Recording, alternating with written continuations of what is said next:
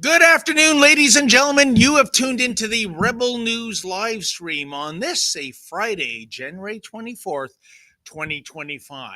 I'm David Menzies, and my co-host, well, let me tell you a bit about my co-host, shall I? Do you know, folks, today is Beer Can Appreciation Day, and my co-host is so thankful that the breweries, starting in the late 60s, started switching over from steel cans to aluminum cans. Why? Well, because now everybody is a tough guy. She is the she-devil with a spatula. She is the Khaleesi of the greater Coburg area and a little bit of Belleville. She is the terrific Tamara Ugolini. How you doing there, Tamara? Oh, pretty good. Thanks, David. I didn't know that in the 60s, this predates my days, that they switched over from steel to aluminum. So were the cans much heavier then? Can you tell us? Oh, yeah. You couldn't be a girly man and crush a beer can when they were made out of steel. But when they were made out of aluminum, as I just demonstrated, you could be a couch potato. And, well, I guess the consistency of aluminum, it isn't quite what steel is. And, yeah, like I said, everybody is now a tough guy. And a guy like me, I'm very appreciative of it. I bet. Well, thank you to all of our viewers at home who are joining us. For those of you who don't know, this is our Rebel News live stream, and we do it 3 days a week currently as the looming trade war, kind of as we spearhead into this looming trade war and the lack of political governance that we have here in Canada on the federal level. But previously, we were just doing them on Mondays and Fridays. So obviously today is our Friday time slot, and we're streaming on a few different platforms. You can join us on Rumble, YouTube, or X. Thankfully for Rumble, they're the free speech platform, and they have not demonetized us or censored our speech. So I would urge anyone who's joining us on YouTube in particular, because they have done those things, to come on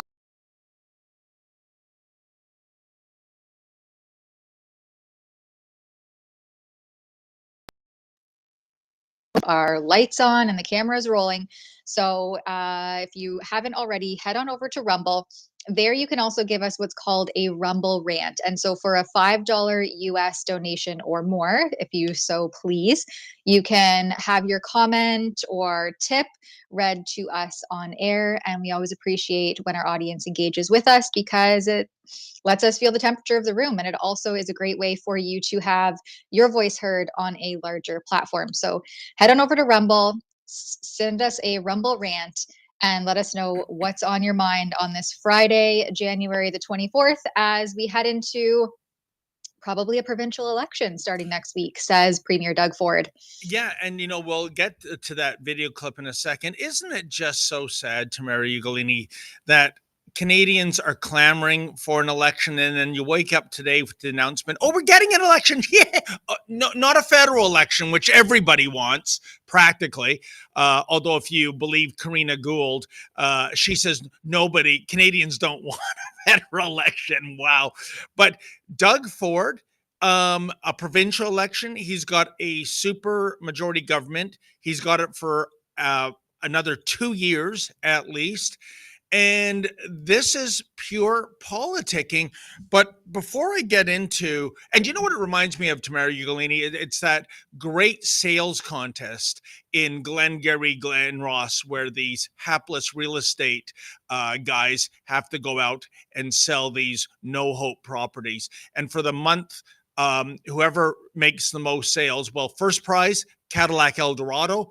Second prize, set of steak knives. Third prize, you're fired. And, in that department, Doug Ford's got to be careful what he wishes for. I'm not saying he's going to lose, but then again, I harken back to 1990. David Peterson, the Liberal premier, had a majority government, went to the polls very early, and Ontario woke up to an NDP government under Bob Rae. And I will make a prediction.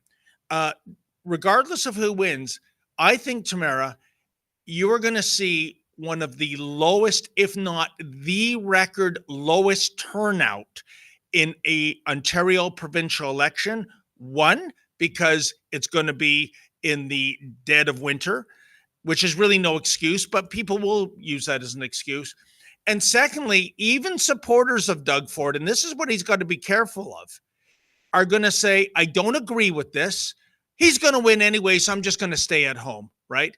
And the moment in elections you think it's in the bag, guess what? It comes out of the bag, especially when it comes to the Liberals and the NDP, you have all the public union leaders. They'll be advocating. I'm not sure where they're going to weigh in, whether it's Bonnie Crombie Liberals or the NDP, but they're highly motivated. They get out the vote. So, I think he's playing with fire. But before I get your opinion on this, Tamara, why don't we check out what Premier Doug Ford had to say in that beautiful borough of Brampton? We will be calling the election next Wednesday. I'll be seeing the Lieutenant Governor on Tuesday. We need a mandate from the people to fight against Donald Trump's tariffs, the attack he's coming against our families, our businesses, our communities. And with a strong mandate, we will be able to fight with Donald Trump to make sure we stop the tariffs and make sure that we give certainty to the people of Ontario. It may take investing tens of billions of dollars. We'll do tens of billions of dollars. It's no different than during the pandemic. We'll make sure we secure people's livelihoods, and I will do whatever it takes to protect the people of Ontario, in turn, because we're the engine of Canada, protecting all Canadians. We will not back down.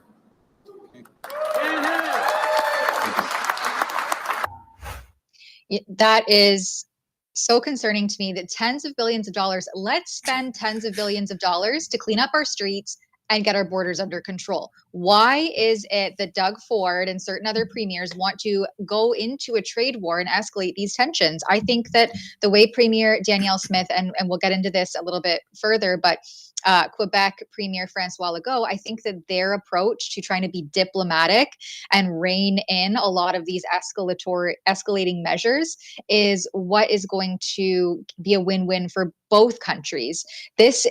I do not agree at all with what Doug Ford is doing. I think that money could be better invested into doing what Canadians, what Ontarians have wanted for the last few years, which is to clean up our streets and curb the influx of record immigration into our country, into our province, and into our towns and our cities. And don't forget, David, he says he needs a mandate from the Ontario people. As you've already said, he has a majority government. But if we look at the 2022 election, if memory serves me correctly, there was 40% voter turnout during that election. And so why he thinks that there's going to be, I don't know, even a larger voter turnout this time around during a snap election, with so much happening in the political landscape as we speak, and that he will somehow get more of a majority government at this time, it completely eludes me.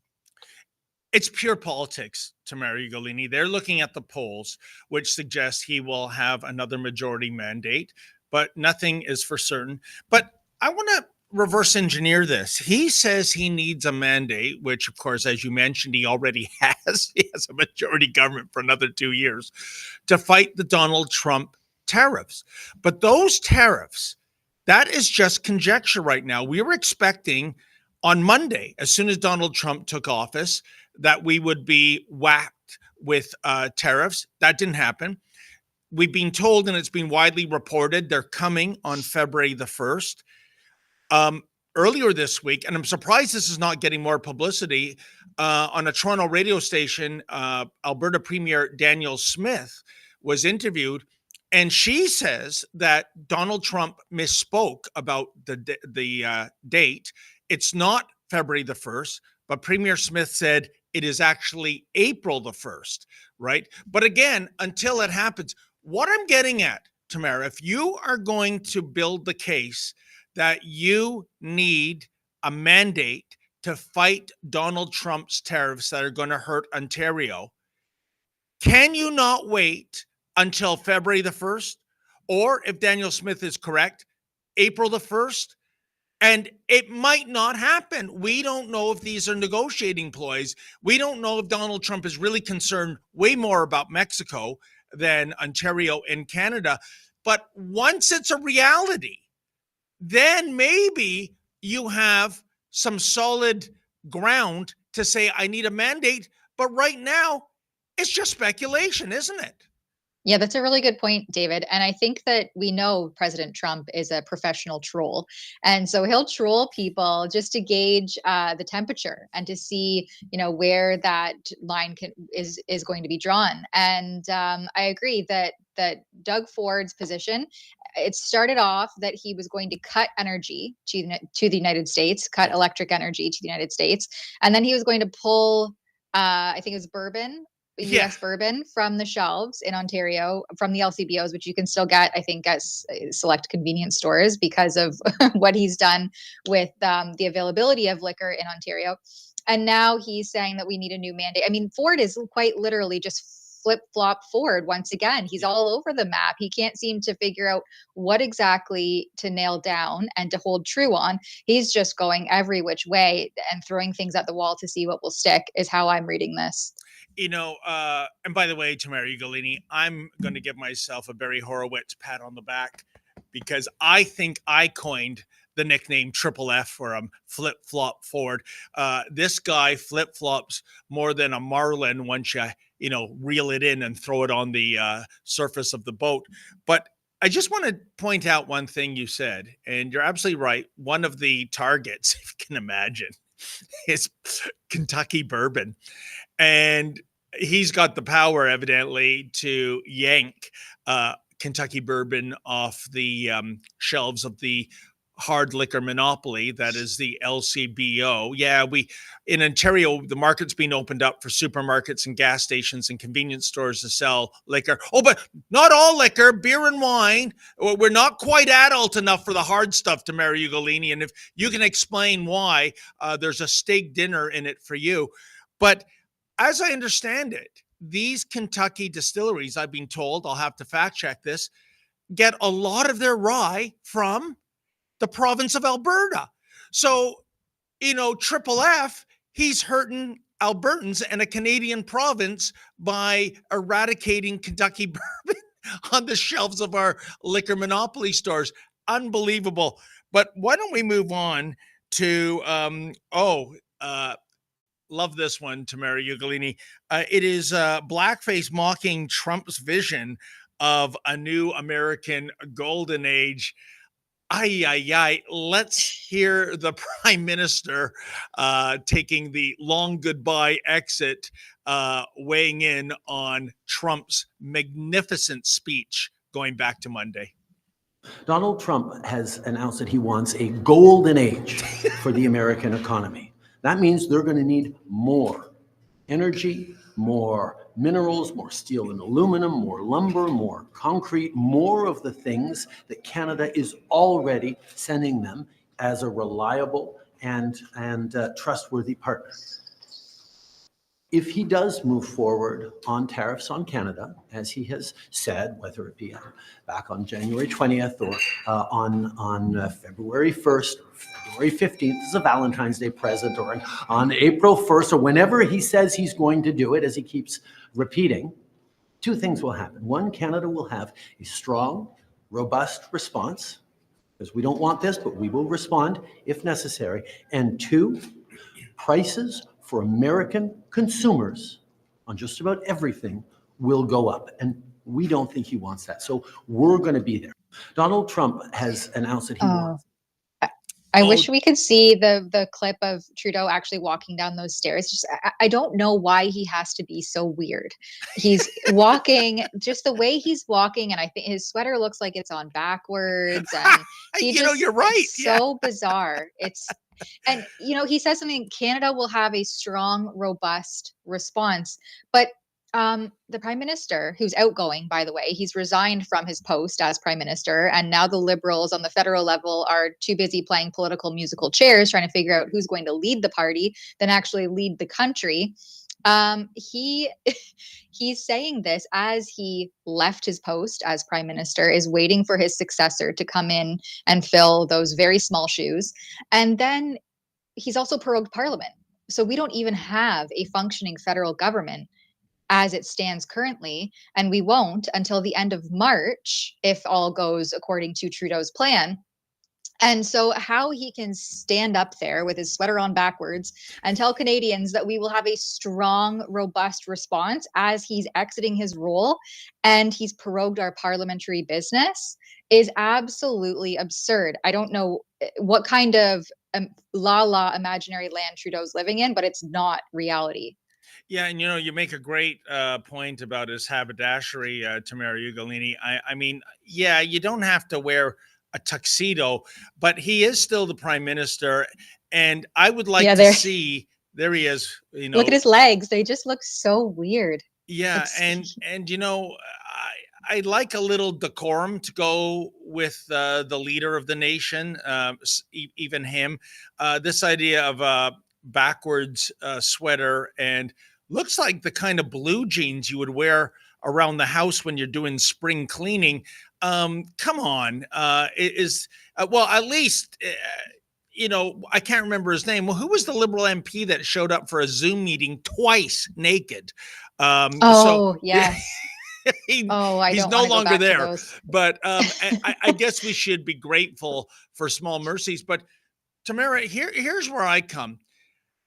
The chutzpah of Trudeau talking about energy, right? That is going to the US, that we're such a important provider of energy. And this is someone who has sabotaged especially Alberta energy programs in terms of not allowing pipelines to get their trillions, yes, trillions with a T, mineral wealth to market, or even down to Houston to be refined into actual oil and gas that is used at the consumer level.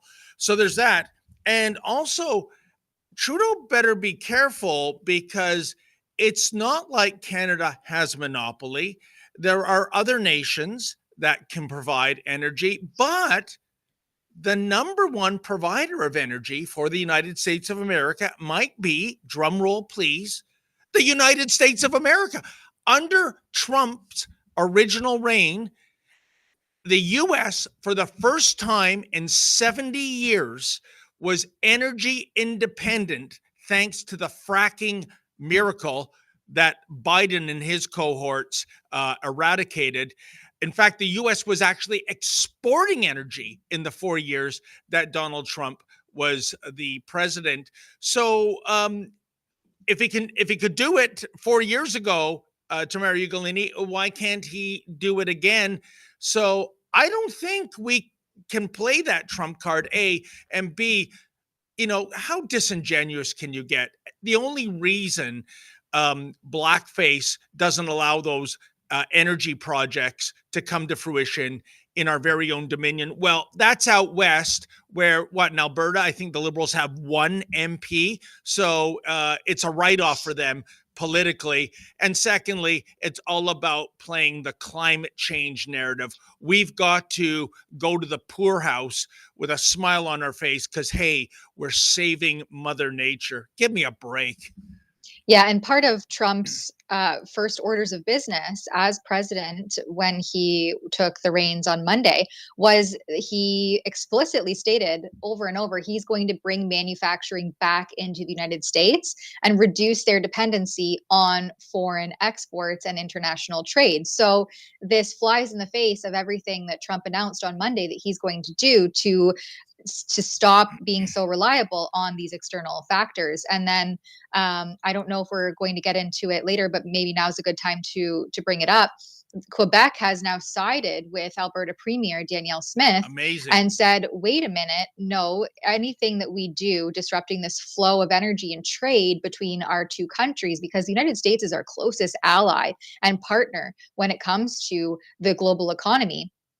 And he even warns that disrupting the flow of energy from Quebec and Alberta and the rest of Canada into the United States would put our country in a very weak position to negotiate future contracts. So this is really, the Trudeau is parroting this Team Canada approach, and we're united, and Ford's kind of falling in line with Trudeau. I mean, as we've seen him do repeatedly over the last few years. But then you have some of the provinces, finally, Alberta and now Quebec, and I think I suspect that maybe Saskatchewan won't be too far behind. They're coming together and saying, no, hold on a minute. This is damaging to our relationship now, but also into the future. And we need to really think twice about how we proceed here. And they're not on Team Canada. So we don't have a unified approach. We don't have a federal government. And now in Ontario, we're heading into an election as well. I mean, this quite literally, and I just did a report on it yesterday, this is a political dumpster fire that we have here in Canada, and especially in Ontario, where flip-flop Ford just can't even make up his mind on how best to proceed. And so he just wants to call an election, and I guess that will help him to figure it out. I don't know. Oh, well, a couple of things. First of all, that alliance that you see with the premiers of Quebec and Alberta, it just shows you, and I don't think I'm exaggerating, since Monday, the world is changing on a daily basis. That is not exaggeration.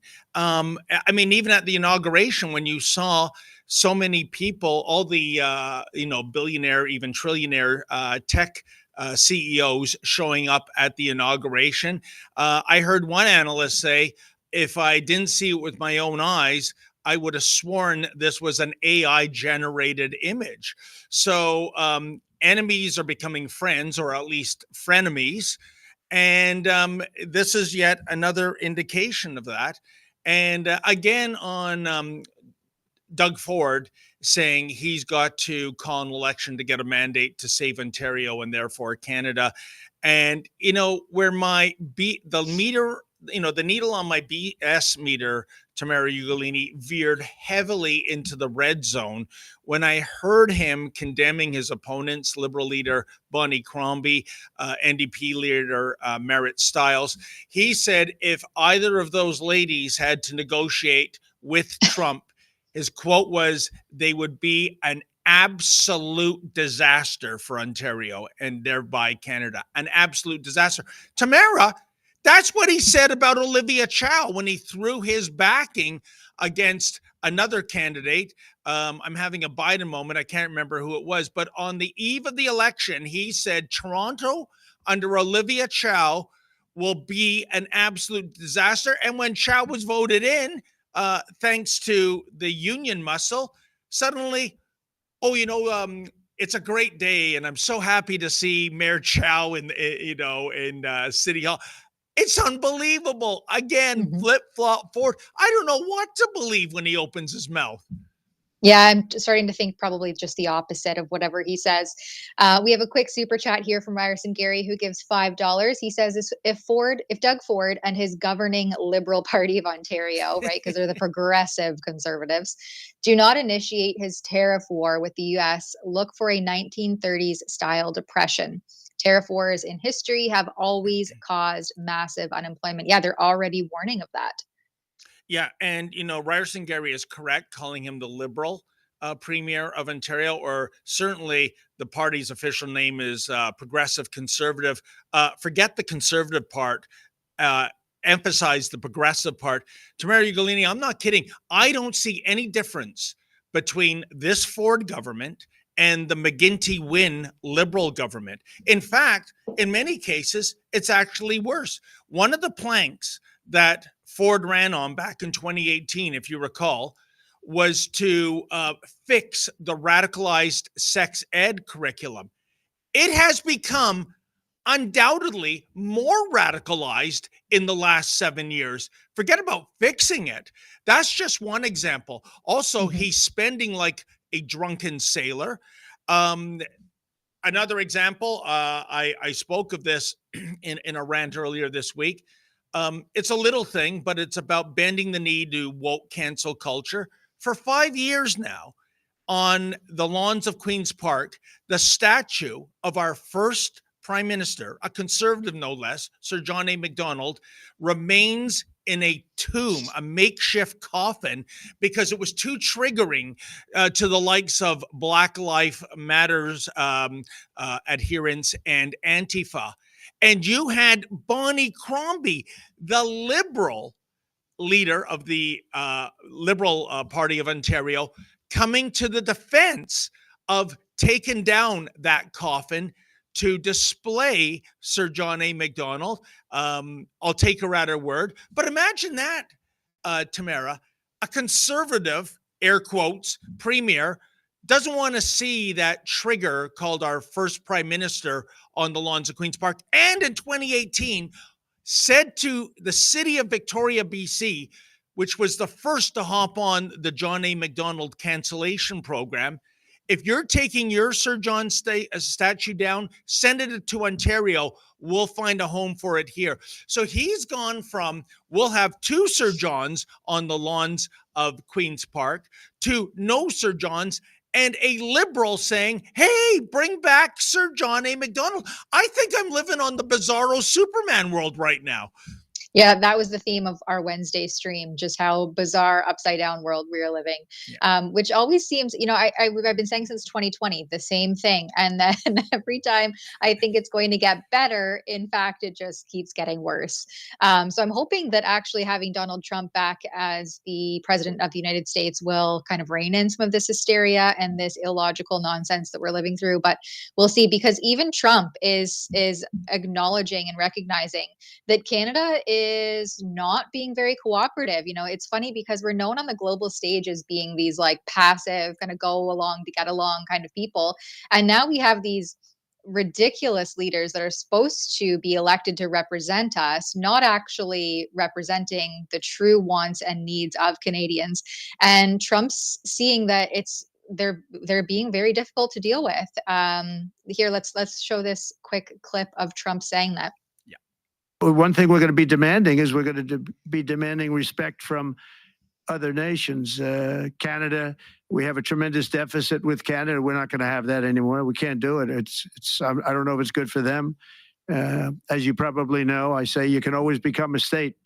And if you're a state, we won't have a deficit. We won't have to tariff you, et cetera, et cetera. But Canada has been very tough to deal with over the years. And it's not fair that we should have a $200 billion or $250 billion deficit.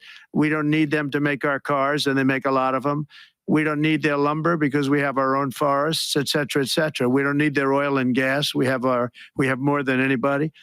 So, just as an example, with Mexico, we're dealing with Mexico, I think, very well. And we're just, we just want to be treated fairly with other nations, because there's hardly a nation in the world, and I blame this on us, and I blame it on politicians that, for some reason, mostly it's stupidity, but you could also say other reasons, but mostly stupidity. They've allowed other nations to take advantage of the U.S., and we can't allow that to happen anymore. We have debt. It's a very small debt when you compare it to the value of the assets that we have, but we don't want to do that. We want to just have debt be obliterated, and we'll be able to do that fairly rapidly. And a lot of good things are going to happen. Yeah, he's saying there too, in cutting off billions in global aid funding, where the U.S., Trump is saying, you know what, we're done. We need to take care of our people. We need to pay off some of this debt, get out of this deficit. And first order of business is A, slapping tariffs on everybody who is acting a fool on the global stage, and B, by cutting off these nonsensical billions, we are funding, various, especially DEI initiatives in other countries like Africa. It is absolutely insane. And Canada is doing the exact same, but we don't have any leaders on the world stage. And we don't even have anybody on the federal government level who are acting the same way and saying, you know what, why are we sending billions in aid for things like birth control in Africa when we have people here in Canada who can't even get a house to live in. It's absolutely absurd. Tamara, can anyone blame? I mean, just being objective about what President Trump is saying, can anyone blame him for saying it? He ran on a platform of America First. His slogan is Make America Great Again, not Make North America Great Again, but America as in the United States of America. And I got to tell you, as much as I'm a proud Canadian, and I'm not making a joke here, but if we face the specter of another 4-year term of these federal liberals, and I don't care who's at the helm, whether it's Mark Carney or Where's Waldo, as they call him, he just disappeared for the past week after making his announcement, or if it's Fraulein Freeland, I would prefer to be part of the United States of America. I would prefer to be part of a country with such a strong constitution, which features the First Amendment and the Second Amendment, because I think the death knell for Canada would be if these liberals somehow, some way got reelected. And I would do this as a bargaining position to Trump. On condition of us becoming the 51st state, which is kind of ridiculous. I mean, how can the 51st state be bigger than all the 50 states combined? Well, I think we'd have to, all the provinces and all the territories would have to be their own states. But here is the condition. You accept Canadian money at par. Can you imagine that, Tamara Ugolini? Overnight, our financial wherewithal increases by more than 30%. It's a deal. Yeah, I'm definitely open to hearing some negotiations, because at this point, the way things are going, Canada is not looking very good, and it hasn't been for quite a while.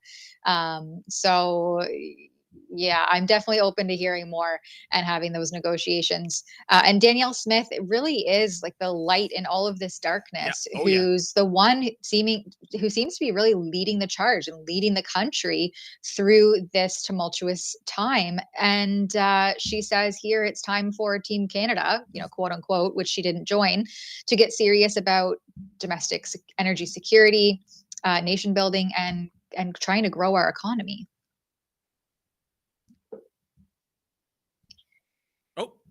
Just got a technical glitch. Well, Olivia, and sorry, it's the video of Premier Tim Houston, who was requesting the immediate approval of the Energy East pipeline, something that Danielle Smith is also simultaneously trying to get off the ground so that we can get serious about our energy and our exports and get our economy functioning again. I mean, the economists have been warning of a recession for months now. And so this is a surefire way to prevent something like that from happening.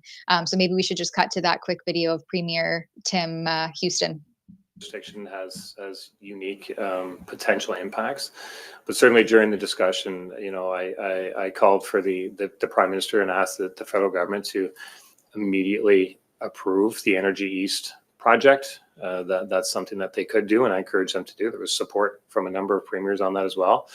If we needed more urgency to strengthen our country, we got it, right? So we need to make sure that we have incredible natural resources. We have to recognize that and tap into that potential. That's a strength we have as a country. It's certainly a strength we have as a province. Diversification it kind of goes without saying that we need to make sure that there are customers all around the world for what we have. And the United States is a huge market, and it's been a convenient customer.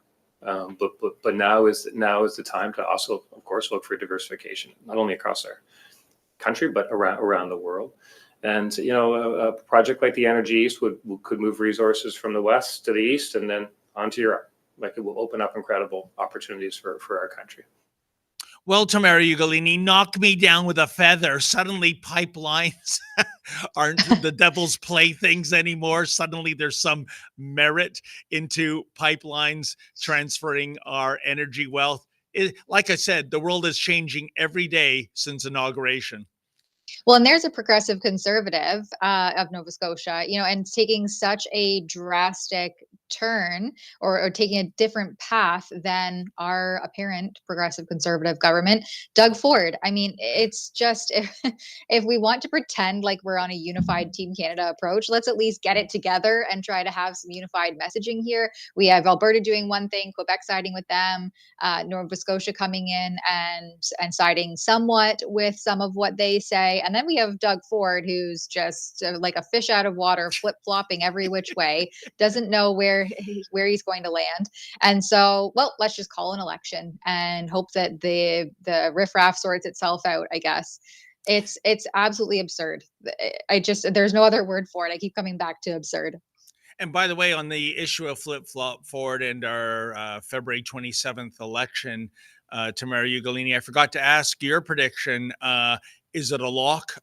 Maybe another majority government, perhaps a reduced majority government? Or is this going to be David Peterson 2.0, a really bad Tuesday morning surprise after a lot of pissed off Ontarians register their wrath, or his supporters simply stay at home? What do you think?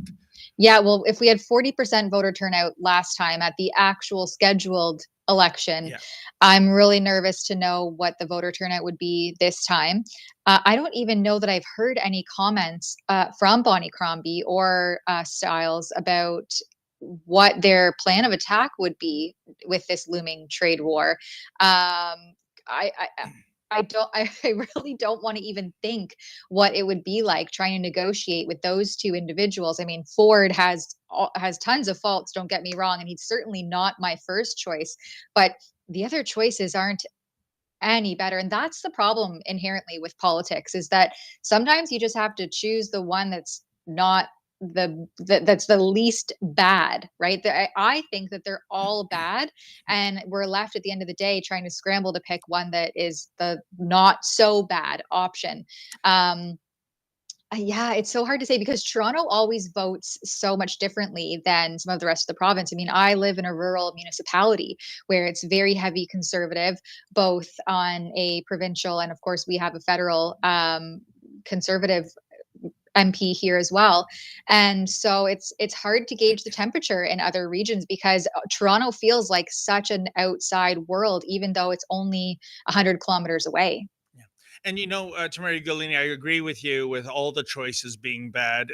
It reminds me of the tagline for the movie Aliens versus Predator, which was, no matter which side wins, we lose, right? So, but having said that, and I'm going to be absolutely open and transparent, I have never voted for Doug Ford as Premier of Ontario. I was an early adopter of, I guess you can call it Ford phobia, going back to 2018. And the reason was Tanya Granick-Allen, who was a candidate to lead the party, a bit of a long shot. But during the convention, and this is after they ousted sneaky Patrick Brown with less than 6 months to go before an election, Tanya Granick-Allen at the last minute had her delegates vote for Doug Ford to be leader. If those votes did not go to him, guess what? The premier back then and the leader of the party would have been Christine Elliott, because it was something like a 1%. It was razor thin. And it was thanks to Tanya Granick-Allen, who was going to run as an MPP in Mississauga. And then Tamara Ugolini, guess what? Some ancient social media posts emerge from Tanya Granick-Allen. I thought they were nothing burgers, but they were a little too third rail for the party apparatus. And she was thrown under the bus. The kingmaker for Doug Ford, in a heartbeat, treated like a used Kleenex. You were useful when I had to blow my nose, and now that I throw you in the trash. And I could not take that. And I just never, I realized, my vote not going to the PC party wasn't going to make a tinker's dam, but ethically and morally, I could not vote for this party after I saw that. I haven't voted for this party since then. I will not be voting for this party next month. That's just how I feel, and I know I get the idea of voting strategically, and I get what you're saying. Well, would Bonnie Crombie Liberals and Merit style NDPers, would they be perhaps even worse? Maybe, but I subscribe to ethics and morality, Tamara, and that's why I can't vote for this horrible party. Yeah, I wonder if we'll see anything more from the New Blue Party or I think it was the Ontario First or the Ontario Party. I haven't heard anything from them since the 2022 election. So I wonder if some of those other parties will come out of the woodwork and whether or not, they would even garner enough support to get even an inkling on the map is a conversation for another day. But well, the answer there, Tamara, is no. And by the way, I'm not denouncing those parties. There's a lot of good people with those parties, but it is a Herculean effort for a startup party to get elected. And we need look no further than Maxime Bernier, the leader of the People's Party of Canada, who I love, as a person, 100%. But Maxime and his father, they held that Quebec riding, I think it was for something like 35 years combined. And he could not get elected in that, what was originally or used to be a Bernier stronghold. And so with all that brand equity and Maxime Bernier can't get elected, how can somebody with the likes of the New Blue Party or Ontario First get elected? And I'm not criticizing the parties or the people or their platforms.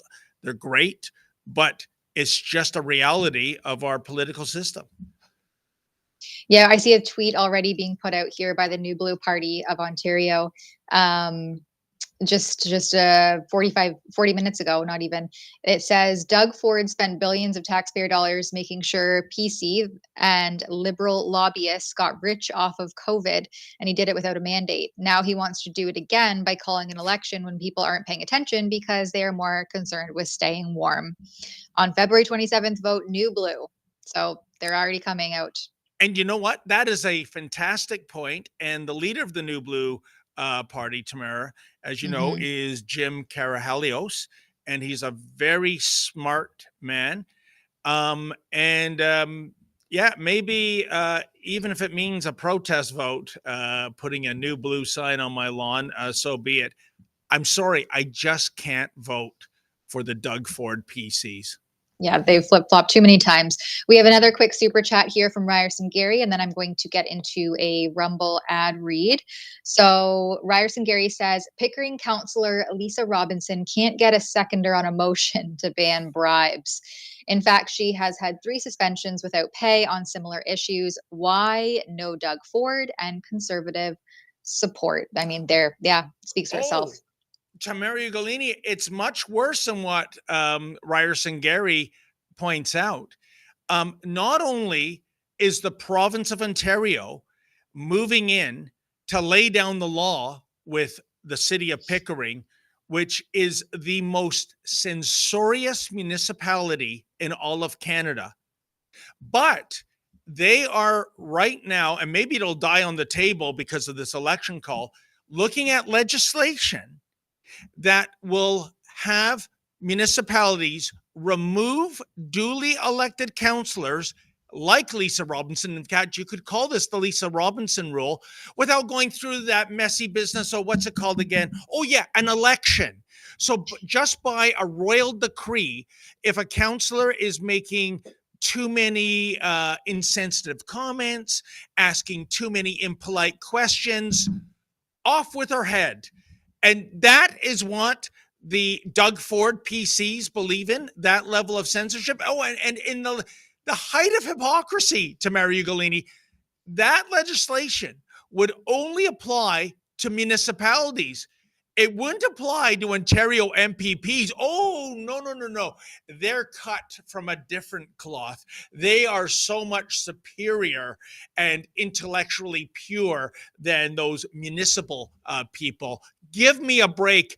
Thank you, Ryerson Gary, for reminding me, as if I needed another reason not to vote for the PCs.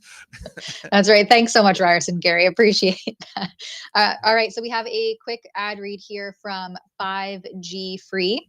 I want to talk about the things that people are afraid to say out loud. Who is in control of America's nukes? It's not Biden. Meanwhile, we have Russian ships off the coast of Florida and full-blown wars in Ukraine and Israel. The world is at its most unstable point since World War II, and with nuclear weapons, the stakes are 10 times higher. How do people like you and I stay safe? Every prepper needs to have Radio Guard Ace, the only FDA-approved drug to treat radioactive fallout. Only the feds had it until now. That's why Rumble partnered with 5G Free, the only company in the world that has a supply of Radio Guard Ace and the ability to prescribe it prophylactically.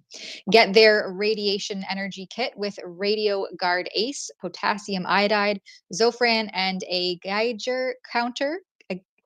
There's simply no other tool in your arsenal to protect against a radioactive threat.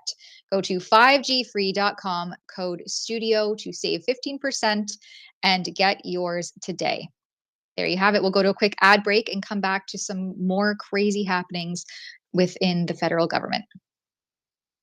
Canadians know the national anthem. They stand in silence to remember those who died for this country. But not every Canadian knows their rights and freedoms. The Freedom Passport will change that. It looks and feels like a Canadian passport, but contains the Canadian Charter of Rights and Freedoms in a portable, easy-to-read format. The Freedom Passport. Order one for yourself and for all the freedom lovers that you love at freedompassport.ca. Yeah, All maybe right, well, we can use the Freedom Passport to, go over the border into the U.S. should we become the 51st state.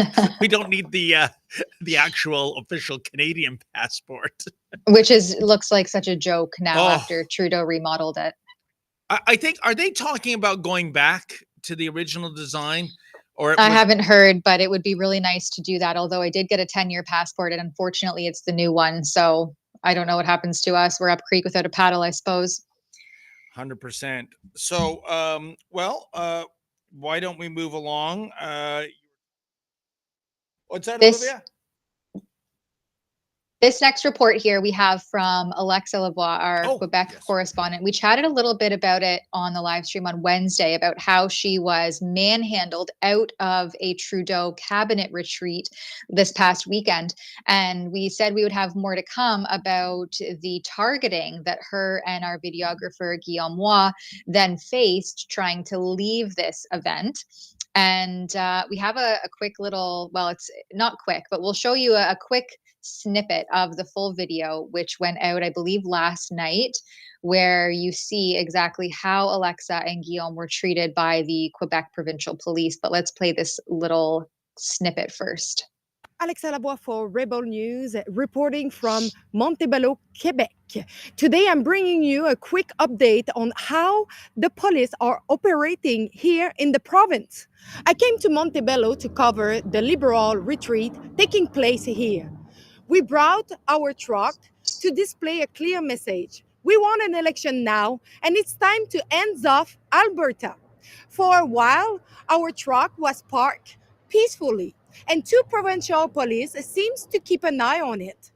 Me and my colleague were at the retreat, but eventually we were asked to leave the property. We complied without issue and continued our coverage by doing a stand-up nearby before driving around the city.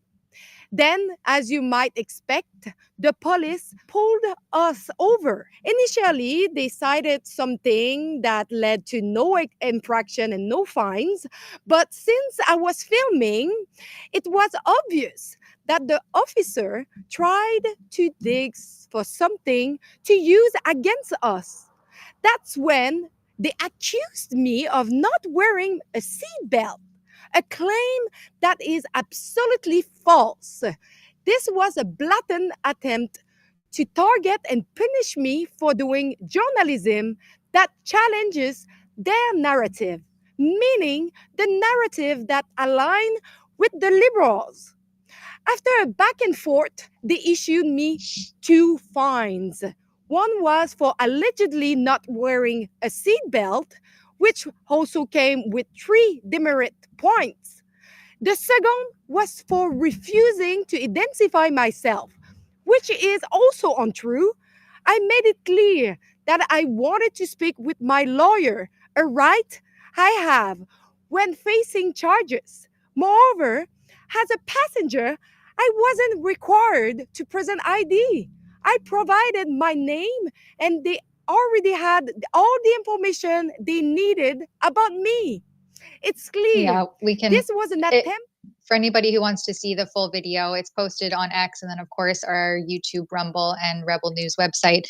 But I didn't realize in Quebec, so the law is different there, that if you're a passenger and you get caught without a seatbelt, which if you watch that full video, you actually hear Alexa and Guillaume both buckle themselves because Alexa was filming the whole time. Alexa's great like that. She's always rolling because you never know what's going to happen. And this is a great example of why you keep rolling, because you just don't know what you're going to need to prove or show video of in the future.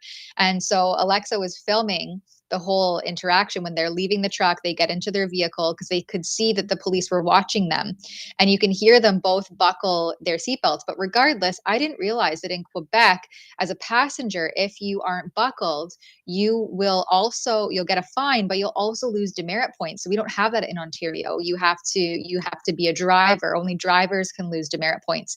But as a passenger, she can as well, which is just crazy. And we know the Quebec police are notorious for abusing their powers. But Tamara, it's a moot point. They were buckled up. There was no crime. This is banana republic garbage. Well, of course, we can't grow bananas in Canada, so let's call our once proud dominion a maple syrup republic. It's kind of like you're in some, tin pot dictatorship, and the cop there pulls you over and says, sir, you have a broken taillight, and you get out of your car and go, really? And where? And then the cop takes out a hammer and smashes the taillight. There. What are you going to do about it? But then again, if you don't want the ticket, maybe as you pass your documents to me, there'll be some do-re-mi. This is garbage, right? Mm-hmm. And it's happening too often. And when I see Alexa like that, I mean, the other clip earlier of her getting, manhandled out of the resort by that soy boy, unless you're under arrest, you can't make contact with people. I think of, that great line by Charlton Heston in the first Planet of the Apes movie, Tamara, get your stinking paws off me, you damn dirty ape. That's how I feel when I see that. And, they say misery loves company. I say it ain't true. I went through this same bullshit earlier this month with Uncle Fester of the Mounties, a.k.a. Greg Dumichel, making a false police report to the OPP saying that Lincoln Jay and I blew through a red light, his words, right? Yeah, too bad, Uncle Fester. We have a dash cam that showed you're lying again. This is the guy a year ago that physically assaulted me and falsely arrested me. And speaking of the OPP, let us not forget last May when I was arrested for being at a public rugby field. The official charge was trespassing, but the real agenda was they didn't want me to ask a transgender so-called man pretending to be a female and injuring real females.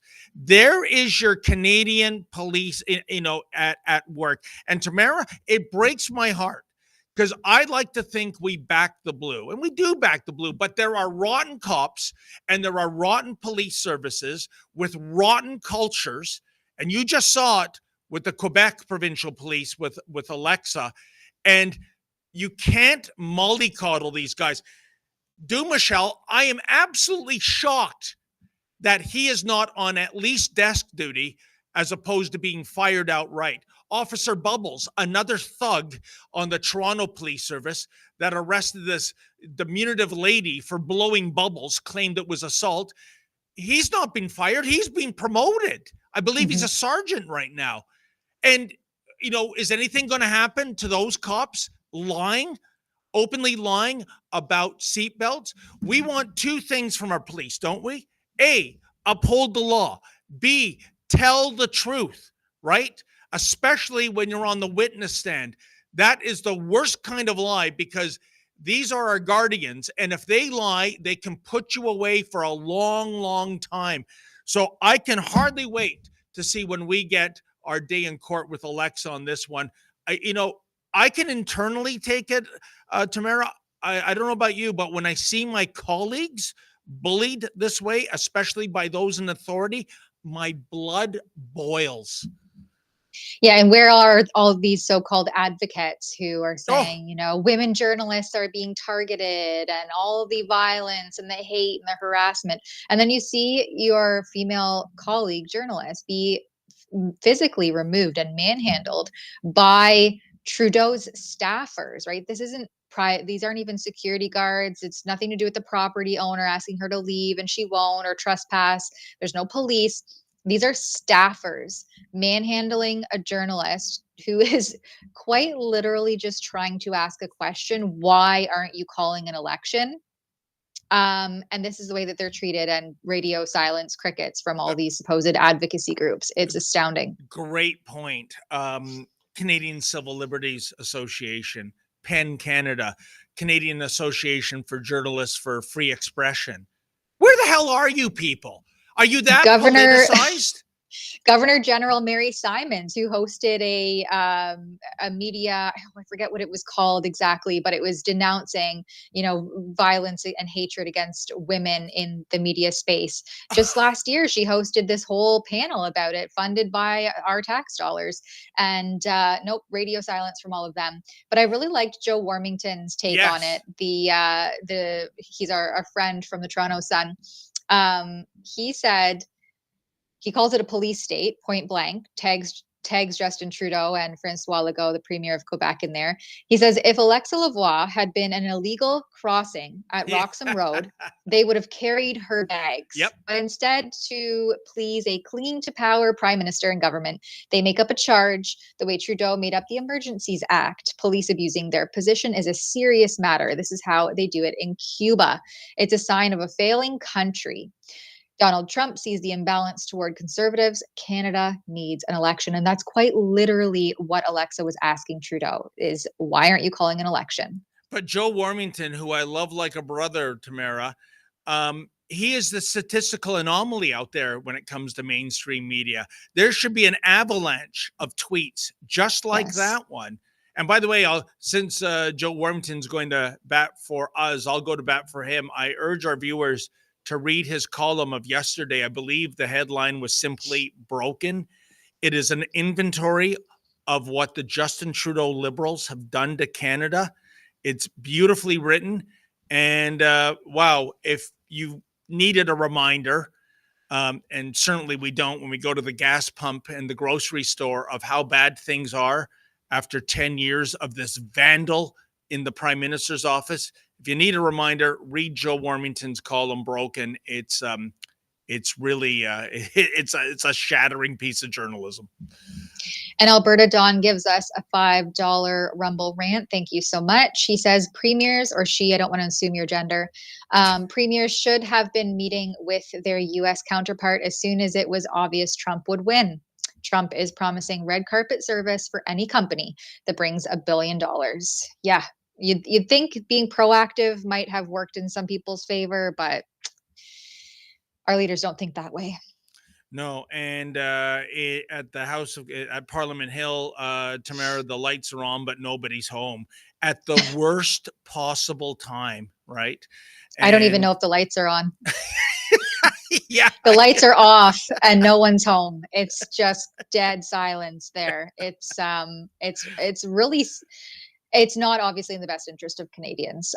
Trudeau, this is clearly political posturing. Mark Miller, I think it was Mark Miller just the other day confirmed that this was to buy the Liberals time to choose Trudeau's successor. So this isn't about what's best for Canadians. How Governor General Mary Simons ever agreed to proroguing Parliament in such a tumultuous time is beyond me. Shows how compromised and self-serving all of them are.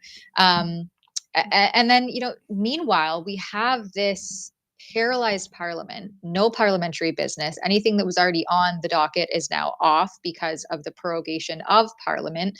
But we have one of our largest bureaucracies and most difficult to deal with bureaucracy, the Canadian Revenue Agency, the CRA, is saying that they are going to just go ahead with the proposed capital gains tax, That's even illegal. though it hasn't been approved by Parliament. Yeah. And so I have the piece that we wrote up just a couple days ago where the Canadian Taxpayers Federation is taking the CRA to court over this capital gains hike and fighting it based on the fact that it's unconstitutional to go ahead and do this because it hasn't been properly approved and voted through our parliamentary system, which is at a complete standstill. And any new business would now have to be reintroduced when Parliament is up and functioning again, which I believe when that happens, there will be a snap election and we'll head into new leadership. So all of these different variables aside, how the CRA is proceeding to do this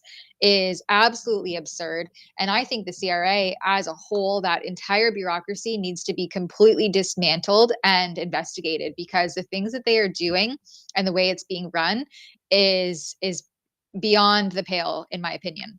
100%, Tamara Ugolini. This is an appalling story. I get it. The Canadian Revenue Agency thinks it is a government unto itself.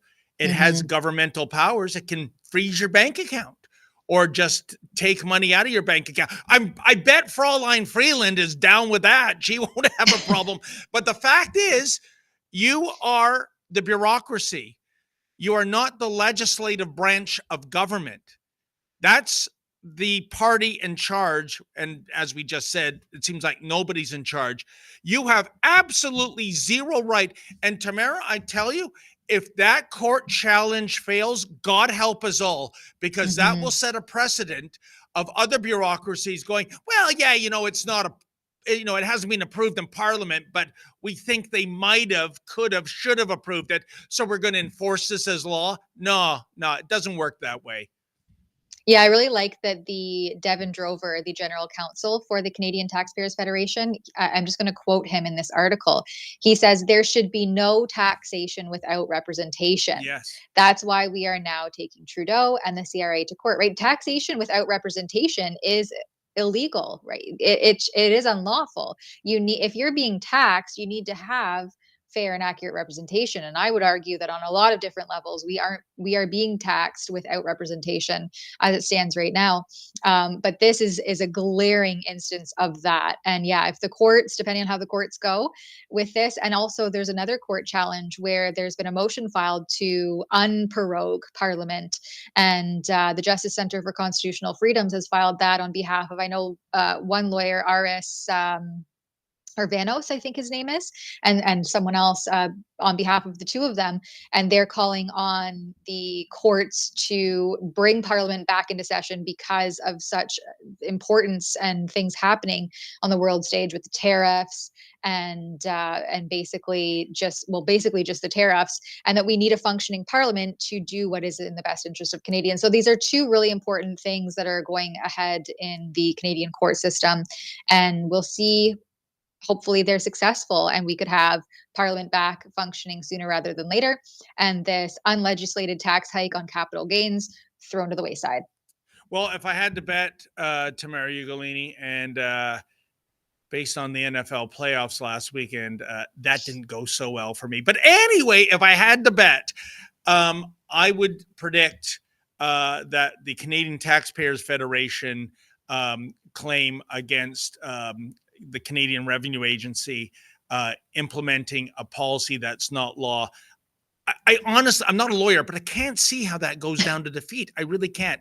The other one, as much as I think the proroguing is odious, especially given the rationale and the reasons, I can't see that winning. I really can't. I think the Prime Minister, as much as you may loathe him, folks, he is in his power to do this. It's been done before. In fact, in the history of Canada, I understand only twice has the Governor General defied the Prime Minister. And, that's just the nature of the beast. So I don't know if I had to bet, a dollar on that one. I'm betting against it, even though I want them to win. So we'll see. But how do you feel on the likability, the probability, I should say, Tamara, of success with either of those cases? Well, I think it's really promising that a federal judge did expedite that legal challenge for the motion to get Parliament back in session. So they did recognize that there was a timeliness factor involved in the motion to overturn the prorogation. So that to me signals that the judge agrees to some extent that this should at least be heard on the merits of the arguments. And that is coming up February 14th and 15th. Chief Justice Paul Crampton was the one who expedited this hearing. And we'll see, I guess, where that ends up. But I think that in and of itself is a promising sign. And otherwise, I haven't seen the court documents myself for the filings done by the Taxpayers Federation. But yeah, if it all hinges on the fact that this is unlawful and unconstitutional, I don't see how a court would be able to side otherwise. I think this is just an example of a bureaucracy taking it in, trying to take an inch and get a mile and just see how far they can push things. Because I mean, the CRA, I've had to deal with them in the past and they are absolutely atrocious to deal with. I ended up having to get my member of parliament involved because I could not get anywhere. And I'm very well versed in how to advocate, and I'm very diligent in note taking and keeping track of everything. And it took me 12 years. I'm not even joking. The story would shock anybody. I'm not going to get into it here, but 12 years to get resolved with the CRA, and I still got shafted. Despicable. They are an absolutely abysmal bureaucracy to deal with. They don't return your calls. You get pushed around every which way with different case managers. No one knows what the one before them did. Now you can't even deal with people that speak English, let alone be able to read up on your file and know what's going on. And it is absurd. And meanwhile, you're paying them and you're taking time away from whatever else, whether you're working or you're at home doing other things. It takes hours to reach anybody. And then you sit on hold, be passed around, and they're getting paid and I'm not. And you're not getting anywhere. It's a very it's an abysmal bureaucracy to try to deal with. And Tamara Ugolini, I don't know the details of your case, but here is the problem, and I'm sure you are savvy about this. You can't lose your temper. You can't throw F-bombs. No. Tamara, I would rather deal with the mob, okay, on Pier 5 than deal with somebody at the CRA. And I'm sure there are good people at the CRA. I'm not, tarring everyone with the same brush, but they have power over your lives and they can make your life miserable. And I'll give you a quick anecdote. Many years ago on talk radio, I heard somebody phone in, and this is a shocking story. And his friend was someone that worked with the CRA, and they were in Hamilton, Ontario, and they were walking down the road, and a brand new Porsche 911 drove by, and it had a vanity plate like the one on your shelf there that says Ugolini.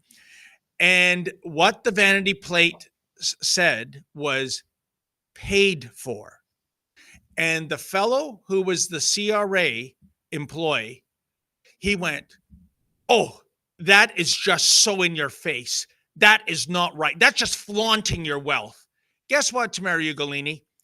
That poor owner of the Porsche was subjected to 5 years of audits for no reason other than the message miffed this guy who was probably driving a 10-year-old Chevy or whatnot. That to me, shivers me timbers. Yeah, they'll just get you any which way that they can. That's what I've learned with the CRA. And with that, we're about 7 minutes after 2 p.m. Oh. So I see some work piling up here. And I think we've run through our topics. If there's no more Rumble rants, not that I see, okay, we can send everybody off to have a great weekend, as great as it can be, given what we've just discussed. Indeed, as I like to say, thank God it's TGIF. Did I get that right?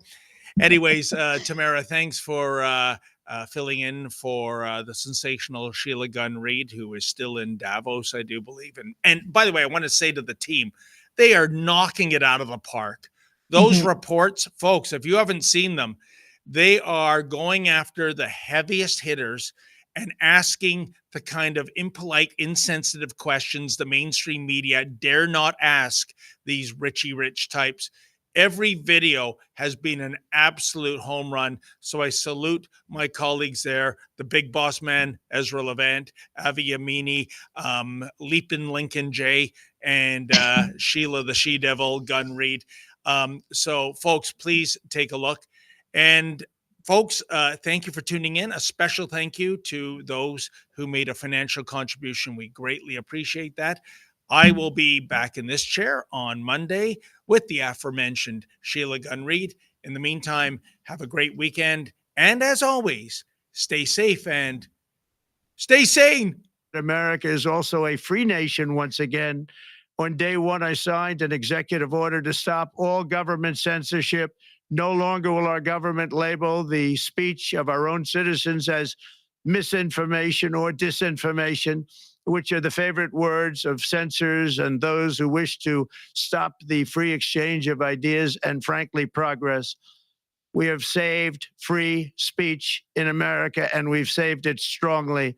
With another historic executive order this week, I also ended the weaponization of law enforcement against the American people and, frankly, against politicians, and restored the fair, equal, and impartial rule of law. My administration has taken action to abolish all discriminatory diversity, equity, and inclusion nonsense. And these are policies that were absolute nonsense throughout the government and the private sector. With the recent yet somewhat unexpected great Supreme Court decision just made, America will once again become a merit-based country.